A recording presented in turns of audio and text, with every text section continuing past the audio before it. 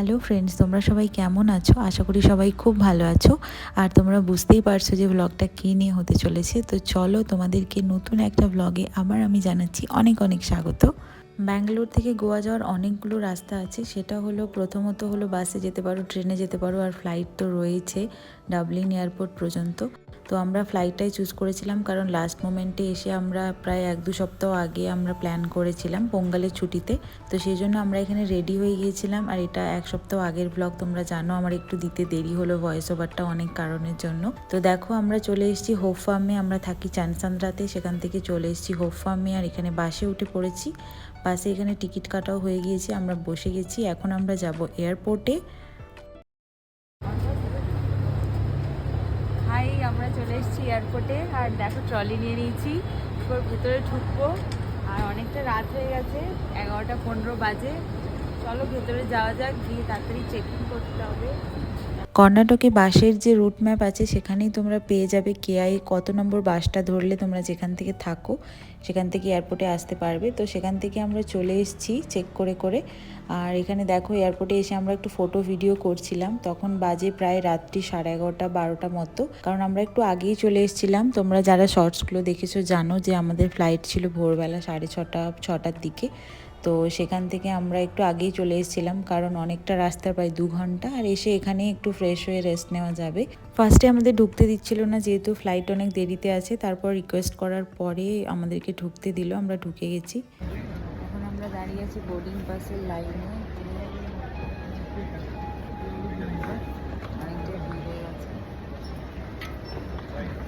খানিকক্ষণ বসে আমরা রেস্ট নিলাম। তারপর এখানে দেখো, লাগেজ নেওয়া শুরু হয়ে গেছে। তো আমরা ইন্ডিগো লাইনে চলে এসেছি লাগেজ দেওয়ার জন্য। আর লাগেজ দেওয়ার আগে এইভাবে তোমরা ফটো ভিডিও তুলে রাখবে, তাতে পরে যদি কোনো প্রবলেম হয় সেক্ষেত্রে তোমরা ক্লেম করতে পারো। তো আমিও সেম প্রসেস ফলো করলাম।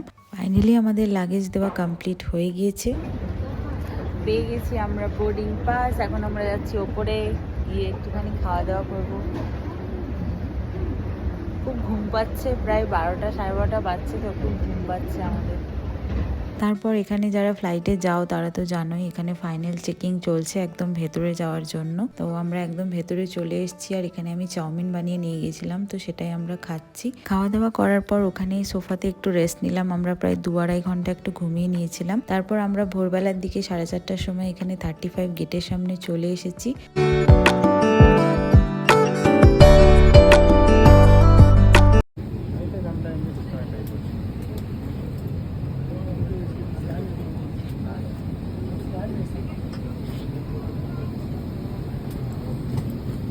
আমরা যাওয়ার জন্য বসে গেছি। আর এখানে এখন বোর্ডিং চলছে, মোটামুটি বোর্ডিং কমপ্লিট হয়েই এসেছে। আর এখানে দেখো কত ফ্লাইট আছে, মনে হয় যেন পুরো ইন্ডিগোরই নিজস্ব আর কি এয়ারপোর্ট। ম্যাক্সিমাম ফ্লাইটই ইন্ডিগোর। আর এখানে দেখো আমাদের ব্যাগগুলো মেবি এখানে চলছে, বোর্ড করা চলছে। তো যাওয়ার জন্য আমরা একদম রেডি, বসে আছি। দেখো, আমরা ভোরবেলা 4টা-4:30টার সময় এখানে এসে বসেছি, উঠেছি। আর এখানে ছাড়তে ছাড়তে একটু লেটই হয়ে গেল, প্রায় 15 মিনিটের মতো লেটে ছেড়েছে। ফাইনালি দেখো, পুরো ভোরের আলো ফুটে গেছে। আর সেই মতোই আমরা কুয়াশা ভেদ করে একদম চলে যাচ্ছি আকাশের ওপর। ধীরে ধীরে ফ্লাইটটা উঠছে, তো বেশ ভালো লাগছিল।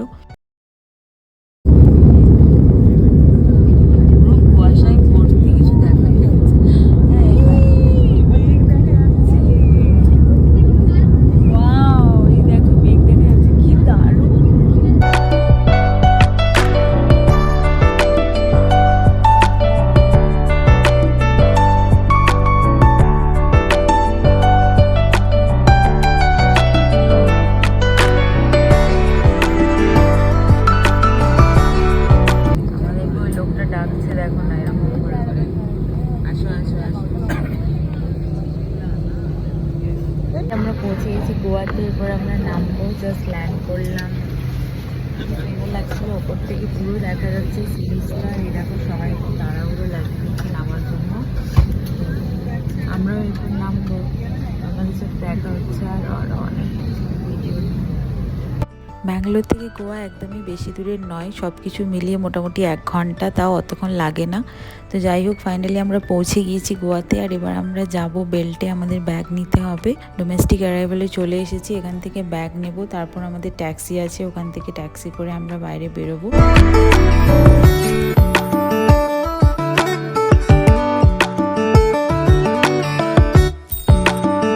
ফাইনালি 01 বেল্টের সামনে আমাদের ব্যাগ নেওয়ার জন্য সবাই এখানে ওয়েট করছে।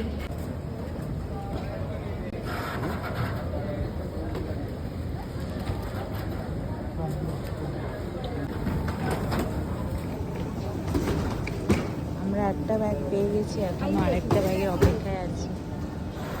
দাদার ব্যাগটা এখনো আসেনি। ব্যাগ নেওয়ার পর আমরা চলে এসেছি এখানে ওয়াশরুমে একটুখানি ফ্রেশ হতে আর একটুখানি মেকআপ করতে।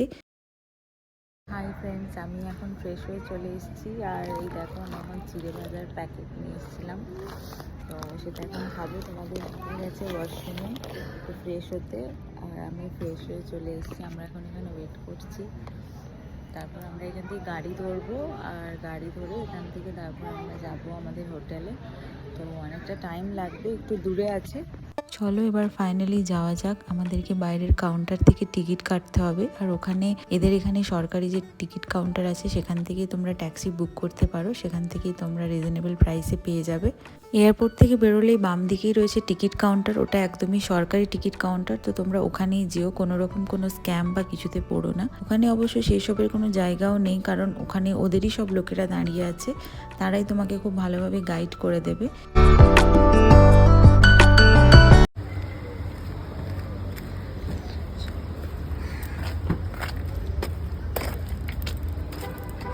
এখানে এরকম ট্যাক্সি পরিষেবা তোমরা পেয়ে যাবে, ওখানে থেকে ট্যাক্সি বুক করতে হয়, বুক করে এখানে।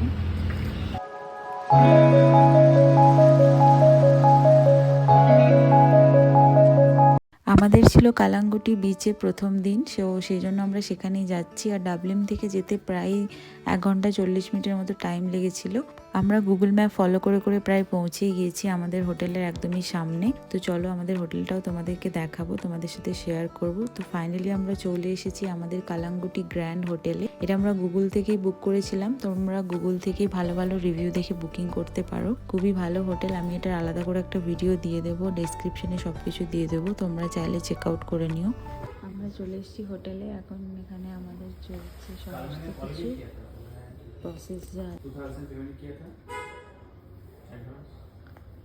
কালাঙ্গুটি গ্র্যান্ড হোটেল। আমাদের ব্রেকফাস্টটা কমপ্লিমেন্টারি ছিল, তো আমরা গিয়ে এখানে ব্রেকফাস্ট করতে বসে গিয়েছি। ওখানে প্রচুর অপশানস থাকে, তোমরা যা খুশি নিতে পারো, বাফে সিস্টেম। আর এখানে দেখো কফি, স্যান্ডউইচ, ফ্রেঞ্চ ফ্রাই এগুলো নিয়ে নিয়েছি আমরা। আর এইভাবেই আমাদের সকালটা কাটলো। আর ব্যাঙ্গালোর থেকে গোয়া যাওয়ার মানে এটা সব থেকে তো ইজি প্রসেস। তো তোমরা চাইলে আরও অনেক রকম ট্রান্সপোর্ট আছে, সেটা নিতে পারো। আমরা প্রথম দিন গিয়েছিলাম নর্থ গোয়াতে, তো কালাঙ্গুটি বিচে আমাদের রিসর্টটা ছিল। তো সবই তোমাদের সাথে শেয়ার করব নেক্সট ব্লগে। আমি আসছি কেমন কাটলো আমাদের সাউথ গোয়াতে প্রথম দিন, সেটা আমি নেক্সট পার্টে তোমাদের জন্য নিয়ে আসছি। ভিডিওটা ভালো লেগে থাকলে অবশ্যই লাইক, কমেন্ট, শেয়ার করে দিও। আর নেক্সট ভিডিওর জন্য অবশ্যই ওয়েট করে থেকো, আমি খুব তাড়াতাড়ি ভিডিও নিয়ে আসবো। তো তোমরা অনেক অনেক সাপোর্ট করছো, তার জন্য অনেক অনেক থ্যাংক ইউ। সাথে থেকো, ভালো থেকো। আজকের মতো টাটা, বাই।